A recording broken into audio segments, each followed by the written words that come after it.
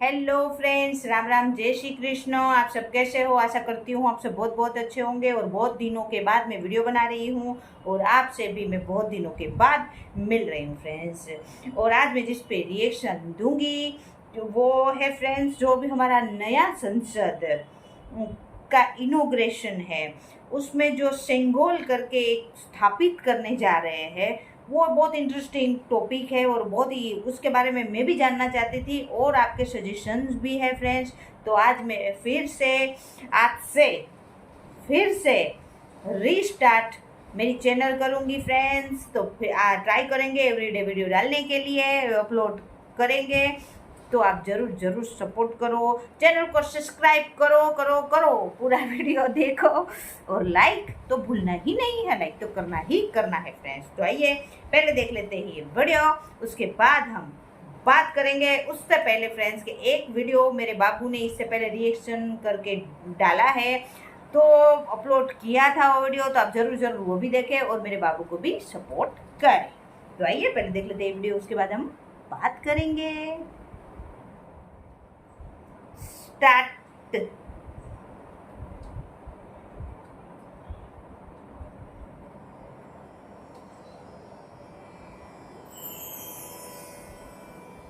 अगस्त 1947, Madras presidency, Tamil Nadu. विशिष्ट लोगों का एक समूह अपने जीवन काल की एक ऐतिहासिक यात्रा की तैयारी कर रहा था। तमिलनाडु। उन्हें एक महत्वपूर्ण कार्य संपन्न करने के लिए आमंत्रित किया गया था। एक शासक से दूसरे शासक को सत्ता हस्तांतरण की प्रक्रिया को विधि विधान के साथ पूर्ण करने का कार्य सौंपा गया था। किस दिशा में कूच कर रहे थे ये लोग? दिल्ली। भारत अपनी स्वतंत्रता के समीप था। ब्रिटिश शासन से मुक्ति की बेला थी। स्वराज के लिए संघर्ष में हजारों गिरफ्तार हुए और मारे गए और दशकों बाद राष्ट्र अपनी लक्ष्य के समीप था। वो लक्ष्य था स्वाधीनता, स्वतंत्रता। अब अंतिम वाइसरॉय लॉर्ड माउंटबेटन को एक महत्वपूर्ण कार्य करना था, भारतीयों को उनका स्वराज्य सौंपने का कार्य।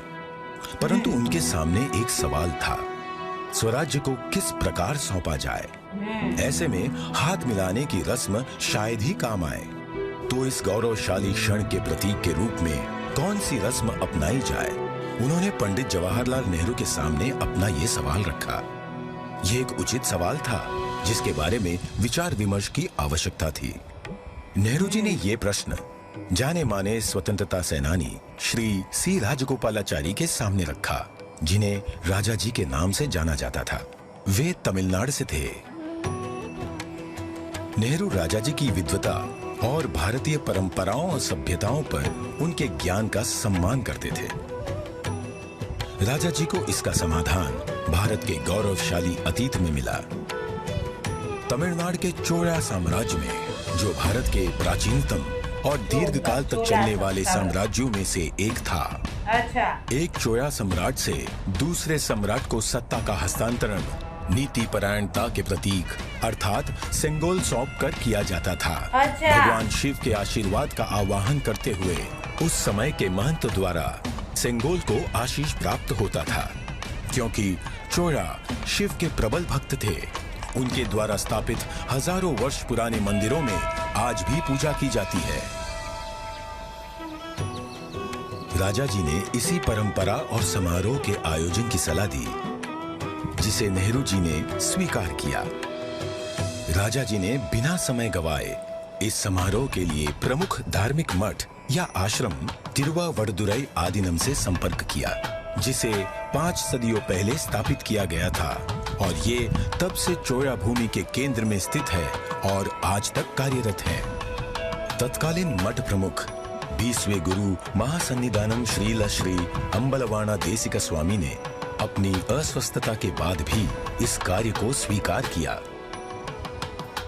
उन्होंने सेंगोल बनाने का दायित्व मद्रास के प्रसिद्ध स्वर्णकार वुम्मड़ी बंगारू को सौंपा। अच्छा। सेंगोल के शीर्ष पर नंदी विराजमान थे, जो कि शक्ति, सत्य और न्याय के प्रतीक हैं। सेंगोल बनाने के समय को याद करते हुए 96 वर्षीय श्री वुम्मड़ी एतिराजुलु कहते हैं, आदिनम किसी की सिफारिश पर हमारे पास सेंगोल का निर्माण का न्योता लेकर आए थे। उन्होंने हमें इसके चित्र दिखाए। यह एक गोल लंबाकार वस्तु थी जिसे बिल्कुल वैसे ही बनाना था। यह एक महत्वपूर्ण स्थान पर जा रहा था, इसलिए उच्च गुणवत्ता आवश्यक थी। हमें इसके निर्माण का आदेश मिला। यह चांदी से बना था, जिस पर सोने की परत थी। आदिनम के सानिध्य में इस निर्माण से जुड़कर मैं बहुत ही प्रसन्न था। स्वतंत्रता सबके लिए गौरवशाली क्षण था, पर आदिनम द्वारा हमें सेंगोल निर्माण का दायित्व सौंपने से उस क्षण का महत्व बढ़ गया था। परम पावन मठ प्रमुख ने उप प्रमुख श्रील श्री कुमारस्वामी तंबिरान, आदिनम के ओदुवार विशेष गायक माणिक्यम और नादस्वर विद्वान TN राजरत्नम पिल्लई को आयोजन संपन्न कराने का दायित्व सौंपा। अच्छा। ये दल एक विशेष विमान से दिल्ली पहुंचा। 14 अगस्त 1947 की रात्रि को श्रील श्री कुमारस्वामी तंबिरान ने रीतिनुसार सेंगोल को लॉर्ड माउंटबैटन को सुपुर्द किया और लॉर्ड माउंटबैटन से उसे पुनः स्वीकार किया। तत्पश्चात सेंगोल पर पवित्र जल छिड़का गया। शोभा यात्रा के रूप में इसे पंडित जवाहरलाल नेहरू के पास ले जाया गया। इस अवसर पर ओदुवार ने तमिल संत तिरुज्ञान संबंदर द्वारा रचित कोलर पदिगम से श्लोकों का पठन किया। महंत ने नेहरू जी को पीतांबर पहनाते हुए उन्हें रीतिनुसार सेंगोल सौंपा। अच्छा।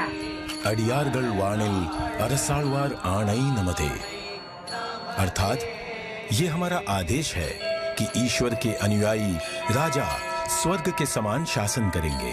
अच्छा। इस वाक्य से श्लोक का समापन हुआ। इस प्रकार 1000 वर्ष पूर्व की सभ्यतागत प्रथा के अनुसार दक्षिण और उत्तर के असाधारण एकीकरण द्वारा राष्ट्र को एक सूत्र में पिरोते हुए शासन का हस्तांतरण हुआ। तत्पश्चात नेहरू जी ने श्री राजेंद्र प्रसाद सहित कई नेताओं की उपस्थिति में सेंगोल को स्वीकार किया। आगे चलकर श्री राजेंद्र प्रसाद भारत के प्रथम राष्ट्रपति बने। इस ऐतिहासिक घटना का उल्लेख व प्रकाशन राष्ट्रीय और अंतर्राष्ट्रीय मीडिया में किया गया। 25 अगस्त 1947 की टाइम पत्रिका ने भी इसे प्रकाशित किया। हस्तांतरण की प्रक्रिया के पश्चात पंडित जवाहरलाल नेहरू ने 14 अगस्त 1947 की मध्य रात्रि को अपना विश्वविख्यात भाषण राष्ट्र के नाम संबोधित किया।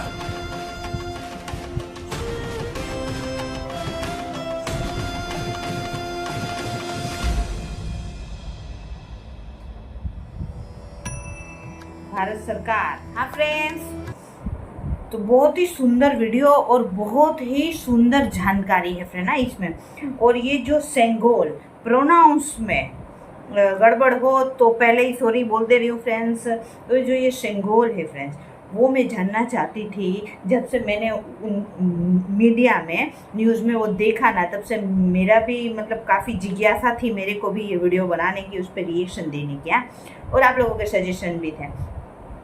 तो ये जो बेसिकली सेंगोल है, सेंगोल है जो, वो एक तमिलनाडु की मतलब संस्कृति के हिसाब से आता है। और तमिलनाडु में चोला करके जो ये जगह है, मतलब राज्य होगा, अगर समझने में दिक्कत है तो सॉरी फ्रेंड्स, उनमें एक राजा जब अपना राज्य दूसरे राजा को सौंपता था तब ये सेंगोल उनको सौंपता था। तो बेसिकली ये एक क्या बोले, एक जो सौंपने का एक मतलब बेसिकली प्रतीक है। तो ये जो आज़ादी जब हम लोगों को मिली फ्रेंड्स, तब वो अंग्रेज लोग मतलब ये सोच रहे थे कि किस हिसाब से ये आज़ादी जो है वो हम मतलब एक स्वतंत्रता का प्रतीक क्या बनाए, मतलब किस हिसाब से इनको सौंपे। हाँ, बहुत ही बड़ा मौका हम इंडियंस के लिए था फ्रेंड्स। तो इस मौके पर हाथ मिला के तो नहीं हो सकता था, तो इसलिए ये प्रतीक जो सेंगोल के रूप में जो प्रतीक आया वो अंग्रेजों ने इनको सौंपा नेहरू जी को फ्रेंड्स, जो पहले हमारे प्रधानमंत्री बने। उनको बेसिकली हमारी आज़ादी का प्रतीक ये जो सेंगोल है वो उनको सौंपा फ्रेंड्स। और वो सेंगोल का मतलब होता है संस्कृत में शंख, और शंख जो है वो फ्रेंड्स एक क्या बोलते हैं, शंख एक जो आरंभ होता है उनका एक प्रतीक है। हमारे शास्त्रों में भी जो कोई भी कार्य आरंभ होता है तो उनको शंख से वो कार्य को आरंभ करते हैं। तो बेसिकली हमारे एक सुनहरे इतिहास, भारत का एक सुनहरा इतिहास स्टार्ट हो रहा था, हमारी स्वतंत्रता स्टार्ट हो रही थी, हमारी आज़ादी स्टार्ट हो रही थी। तो ये सेंगोल से मतलब बड़ा और पवित्र क्या प्रतीक हो सकता था। तो ये है, ये इसलिए है। लेकिन इनको जो नेहरू जी थे, जो हमारे पहले प्रधानमंत्री, और उनके आगे जितने भी जो हम जानते हैं कि कांग्रेस ने राज किया है, उन्होंने ये म्यूजियम में रख दिया था। और एक बात नहीं भूलनी चाहिए, उसमें जो श्लोक भी लिखा है वो मतलब तमिलनाडु की लैंग्वेज में लिखा हुआ है, लेकिन बेसिकली उनका यही मतलब है कि मतलब जिस राजा को राज्य सौंप रहे हैं वो स्वर्ग के माफिक इनको बनाए। यानी जो हमको आज़ादी मिली तो जो हम लोग बोलते हैं कि मतलब बहुत ही एक स्वर्ग के माफिक ये आज़ादी को हम हमारे अपने भारत को बनाए और इस हिसाब से हम लोग चले। तो इनका ये बहुत ही सुंदर और बहुत इनका पवित्र अर्थ है। लेकिन अब जो ये पहले जो सरकारें थी, कांग्रेस को ही ये आज़ादी के प्रतीक में मिला था। जब उनके ही पहले प्रधानमंत्री बने नेहरू जी फ्रेंड्स, तो वो लोगों ने म्यूजियम में इनको रख दिया। और बहुत से क्या ज़्यादातर ऐसे लोग हैं जो सेंगोल के बारे में जानते ही नहीं हैं। ये हमारे प्रधानमंत्री श्री नरेंद्र दामोदर दास मोदी, उनका ये फैसला है कि जो हमारा नया संसद बन रहा है फ्रेंड्स, उसमें ये रखा जाए फ्रेंड्स। तो ये उसमें, हालांकि इसमें काफ़ी विपक्ष विवाद भी कर रहा है फ्रेंड्स। और उनका दूसरा विवाद ये भी है कि जो 28 तारीख को जो संसद का इनॉग्रेशन हो रहा है फ्रेंड्स, तो उनमें वो लोग नहीं जाएंगे। अब ये लोग विरोध कर रहे हैं, हमको तो समझ नहीं आ रहा है। क्योंकि विरोध आपका हो सकता है एक व्यक्ति से, आपका हो सकता है पार्टी से, बीजेपी पार्टी से आपका विरोध हो सकता है, आपका प्रधानमंत्री मोदी से विरोध हो सकता है, लेकिन जो संसद है वो तो सबकी है। वो संविधान का एक मंदिर है फ्रेंड्स। तो उस मंदिर में तो सब जीती हुई चुनी हुई सरकार है, जो जिसको जनता चुनेगी। वो आज बीजेपी है, कल हो सकता है कोई दूसरा भी आए फ्रेंड्स। तो वही वो संविधान के मंदिर में बैठना ही है सबको। तो जैसे एक बहुत सारे भाई होते, एक परिवार में 4 भाई होते हैं, तो उनको एक दूसरे से विवाद होता है, तो वो एक दूसरे के नहीं बोलेंगे, वो एक बात समझ में आता है, एक दूसरे का विरोध करता है, वो समझ में आता है, लेकिन वो उन्हीं के घर में ही नहीं जाएंगे, वो हमको नहीं समझ आ रहा है फ्रेंड। बेसिकली जो पार्टियां हैं वो तो संविधान से बनती है, बेसिकली वो संसद में ही बैठेगी। अब विरोध करो कि नहीं करो, वो संसद में ही बैठेगी। दूसरी बात उन लोगों का ये भी बोलना है कि ये फिजूल खर्चा है जो ये संसद बना है। हालांकि नया संसद बनाने का जो प्रस्ताव है वो कांग्रेस ही लाई थी 2012 में, लेकिन जैसे हम जानते हैं कि 2014 में श्री नरेंद्र मोदी जी की सरकार आ गई, तो उनका ये अधूरा रह गया था। तो बेसिकली उन्हीं का अधूरा सपना जो था वो मोदी जी ने, बीजेपी ने पूरा कर दिया। तो लेकिन अब कांग्रेस बोल रही है कि ये फिजूल खर्चा है। तो हमको तो मतलब ये वीडियो पर्टिकुलर देख के बहुत अच्छा लगा। सेंगोल का जो प्रतीक है वो बहुत अच्छा लगा।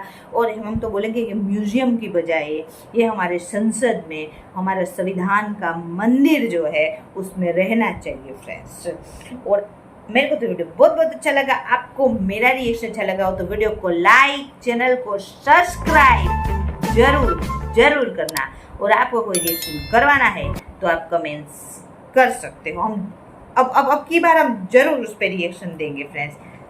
और अब मिलते हैं फ्रेंड ऐसे ही किसी सुंदर सी वीडियो में। हाँ, चैनल को सब्सक्राइब में बोली ना जरूर करना है, और लाइक तो करना ही करना है फ्रेंड्स। और अब मिलते हैं फ्रेंड ऐसे ही किसी सुंदर सी वीडियो में। बाय बाय, जय हिंद, वंदे मातरम, बाय बाय।